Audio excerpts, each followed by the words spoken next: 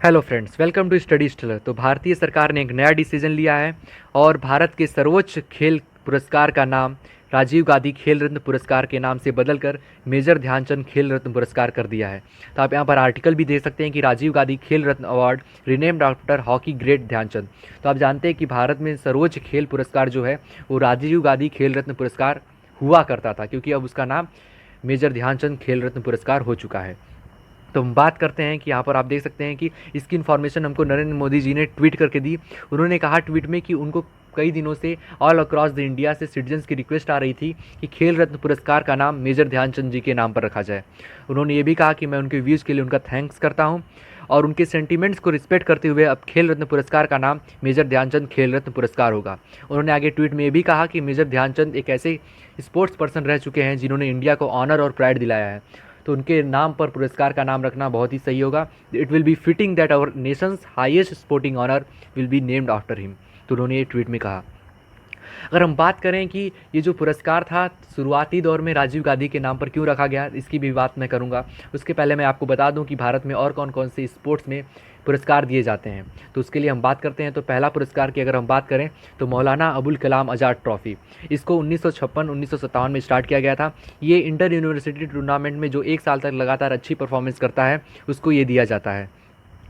तो second award है Arjun award. Arjun award की स्टार्टिंग 1961 में की गई थी और ये consistent outstanding performance for the last 4 years, मतलब जो पिछले 4 सालों से अच्छी परफॉर्मेंस कर रहा है उसको दिया जाता है और इसमें कैश प्राइज़ होता है 15 लाख का। और हम बात करते हैं द्रोणाचार्य अवार्ड की, तो द्रोणाचार्य अवार्ड जो होता है आपको नाम से ही पता चल रहा होगा कि ये कोचेस को दिया जाता है और इसमें भी जो कैश प्राइज़ होता है वो 15 लाख का होता है। तो अब जो तीसरा अवार्ड मैं आपके साथ बात करने जा रहा हूँ वो है मेजर ध्यानचंद खेल रत्न अवार्ड। इसका पहले नाम राजीव गांधी खेल रत्न पुरस्कार हुआ करता था। तो इसको 1991 और 1992 में स्टार्ट किया गया था, उस एरा में स्टार्ट किया गया था और ये स्पोर्ट्स पर्सन को दिया जाता है for the most outstanding performance by a sport person, मतलब कि मोस्ट आउटस्टैंडिंग परफॉर्मेंस जो करता है पिछले 4 साल में जिसने ऐसा किया होगा उसको ये अवार्ड दिया जाता है। और इसमें जो कैश प्राइज़ है वो 25 लाख रुपए का होता है और इसमें एक मेडल भी दिया जाता है जो अवार्ड विनर्स होते हैं। तो अगर बात करें तो ये ध्यानचंद के नाम पर जो अवार्ड रखा गया है ये दूसरा अवार्ड है, क्योंकि इसके पहले भी ध्यानचंद जी के नाम पे एक अवार्ड रखा जा चुका है जिसका नाम है ध्यानचंद अवार्ड। और ये ध्यानचंद अवार्ड का स्टार्टिंग जो ये पहले से था उसका स्टार्टिंग 2002 में किया गया था और ये जो अवार्ड है ये lifetime contribution to sports development के लिए दिया जाता है और इसमें जो कैश प्राइज़ है वो 10 लाख की होती है। तो आप देख सकते हैं कि अभी दूसरा जो नाम है, दूसरे अवार्ड का नाम भी मेजर ध्यानचंद खेल रत्न अवार्ड के नाम पे रखा जा चुका है। तो अब 2 अवार्ड्स ऐसे हैं जो ध्यानचंद जी के नाम पे होंगे। पहला अवार्ड जो पहले से चला हुआ आ रहा था जो कि lifetime contribution to sports development के लिए था, लेकिन अब दूसरा अवार्ड जो है वो most outstanding performance by a sports person for the over period of last 4 years उसके लिए दिया जाएगा। तो अगर हम बात करें कि 2020 में राजीव गांधी खेल रत्न अवार्ड जो कि अब मेजर ध्यानचंद खेल रत्न अवार्ड हो चुका है वो किसको किसको मिला था, तो 2020 में रोहित शर्मा को मिला था क्रिकेट के लिए, मरियप्पन तांगवेलु पैरालंपिक हाई जंप के लिए, मनिका बत्रा टेबल टेनिस के लिए, विनेश फोगाट रेसलिंग के लिए और रानी रामपाल को हॉकी में मिला था, वुमेन हॉकी टीम के लिए मिला था ये। तो इन सारे फील्ड्स में मिला था। अगर हम बात करें कि राजीव गांधी खेल रत्न अवार्ड, मैं फिर से कहूँ कि अब इसका नाम मेजर ध्यानचंद खेल रत्न अवार्ड हो चुका है। तो ये पहली बार किसको मिला था, जिसके फर्स्ट रेसिपिएंट थे हमारे ग्रैंड मास्टर विश्वनाथन आनंद। तब बात करते हैं कि आखिर इसका नाम राजीव गांधी के नाम पर रखा क्यों गया था। तो आपको याद होगा, मतलब जिन्होंने पढ़ा होगा कि राजीव गांधी का जो एसेसिनेशन हुआ था, जब उनको मारा गया था तो वो 1991 में इनकी डेथ हो गई थी, मतलब इनको एसेसिन किया गया था। तो इनकी याद में ऐसा, मतलब कई सारे आर्टिकल्स हैं जो ये कहते हैं कि इनका, मतलब कि इसके पीछे का रीज़न क्या है कि इस खेल रत्न अवार्ड को इनके नाम पे रखा गया। तो आप देख सकते हैं द ब्रिज का भी एक आर्टिकल, इसमें भी इसने रीजंस को एक्सप्लेन किया है, तो मैं बताता हूँ। तो उनकी याद में एक रीज़न ये कहा जाता है कि उनकी याद में इस खेल रत्न पुरस्कार का नाम इनके नाम पर रखा गया था। और भी रीजंस मैं बताता हूँ कि आखिर ऐसा क्यों कहा गया। और आप जानते हैं कि राजीव गांधी का कोई ऐसे स्पोर्ट्स में तो कोई अचीवमेंट था नहीं, लेकिन ऐसा क्या है कि मतलब एक जो देश का सर्वोच्च स्पोर्ट्स अवार्ड है उनके नाम पे रखा गया। तो इसके सारे रीजंस जो है द ब्रिज एक आर्टिकल लिखा था उसने 2020 में, आप देख सकते हैं। तो उसमें कई सारे रीजंस दिए थे। तो आपको बता दूं कि जो राजीव गांधी हैं वो हमारे former prime minister of India थे। उन्होंने 1984 से लेकर 1989 तक भारत के प्रधानमंत्री पद का कार्यभार संभाला। तो जो राजीव गांधी थे उनके टाइम में जब 1982 में एशियन गेम्स हो रहे थे, ऑर्गेनाइजिंग कमेटी, जब आपको बता दूं कि 1982 में जो एशियन गेम्स हुए थे वो दिल्ली में ऑर्गेनाइज हुए थे, तो उस टाइम ये मेंबर ऑफ ऑर्गेनाइजिंग कमेटी थे। और उस टाइम ये मेंबर ऑफ ऑर्गेनाइजिंग कमेटी थे। और 1982 में एशियन गेम्स भारत में होने के कारण दिल्ली का इंफ्रास्ट्रक्चर पूरी तरीके से चेंज हुआ, क्योंकि अगर कोई भी गेम हमारे भारत में यानी कि ऑर्गेनाइज होगा तो उसके लिए हमको डेवलपमेंट्स करनी होंगी, स्टेडियम्स को, इंफ्रास्ट्रक्चर को बढ़ाना होगा, स्टेडियम्स को मेंटेन करना होगा। इसीलिए इस गेम्स को ऑर्गेनाइज करने के लिए भारत में 16,000 सीटर का एक जवाहरलाल नेहरू स्टेडियम भी बनाया गया था, जो कि इंपॉर्टेंट पार्ट है दिल्ली की स्काई लाइन का आज। अब जानते हैं कि ये भी आज बहुत ज़्यादा most desired venue for sporting and cultural events है, जो कि अब ये हो चुका है जवाहरलाल नेहरू स्टेडियम। तो ये उस समय एशियन गेम्स की जब ऑर्गेनाइजिंग कमेटी बनी थी 1982 में ये होने वाला था, उस समय ये बनाया गया था। और अगर मैं बात करूँ कि और क्या क्या बनाया गया था उस समय, तो उस समय इंदिरा गांधी इंडोर स्टेडियम बनाया गया था, गेम्स विलेज बनाया गया था, सीरी फोर्ट बनाया गया था, करनी सिंह शूटिंग रेंज बनाई गई थी। और ये पॉसिबल ही नहीं हो पाता अगर 1982 में जो खेल्स हुए थे, एशियन गेम्स हुए थे, वो दिल्ली में ना हुए होते। तो आपको मैं बता दूं कि अगर दिल्ली में ये खेल नहीं हुए रहते तो शायद दिल्ली का इंफ्रास्ट्रक्चर उस टाइम जो डेवलप हुआ था, उसमें बूम आया था, वो नहीं आ पाता।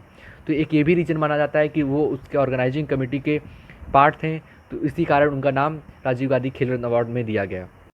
तो अगर हम बात करें कि जो 1982 में एशियन गेम्स भारत में होस्ट किए गए थे, तो उसमें भी भारत ने बहुत अच्छा परफॉर्मेंस किया था। भारत की रैंक 5वीं रैंक थी और उसमें भारत ने 13 गोल्ड मेडल्स जीते थे, 19 सिल्वर मेडल्स जीते थे और 25 ब्रॉन्ज मेडल भी जीते थे। तो आप देख सकते हैं कि 1982 में भी भारत ने अच्छा परफॉर्मेंस किया था एशियन गेम्स में। अगर हम बात करें, आपको एक नॉलेज के लिए मैं बता दूं कि जो 2022 का एशियन गेम्स है वो चाइना में हांगझाओ सिटी में ऑर्गेनाइज होगा। ये हांगझाओ थर्ड चाइनीज़ सिटी बनेगी जो इस इवेंट को होस्ट करेगी, क्योंकि चाइना में बीजिंग में 1990 और 2010 में भी चाइना ने इसको होस्ट कर चुकी है। तो हम बात करते हैं मेजर ध्यानचंद की, हॉकी विजट, हॉकी के जादूगर। तो इनका जन्म 29 अगस्त 1905 में हुआ था प्रयागराज में। हम सभी 29 अगस्त को नेशनल स्पोर्ट्स डे के नाम से भी सेलिब्रेट करते हैं। तो अगर हम बात करें तो हॉकी के जादूगर कहे जाने वाले मेजर ध्यानचंद का हॉकी में अविश्वसनीय योगदान रहा है।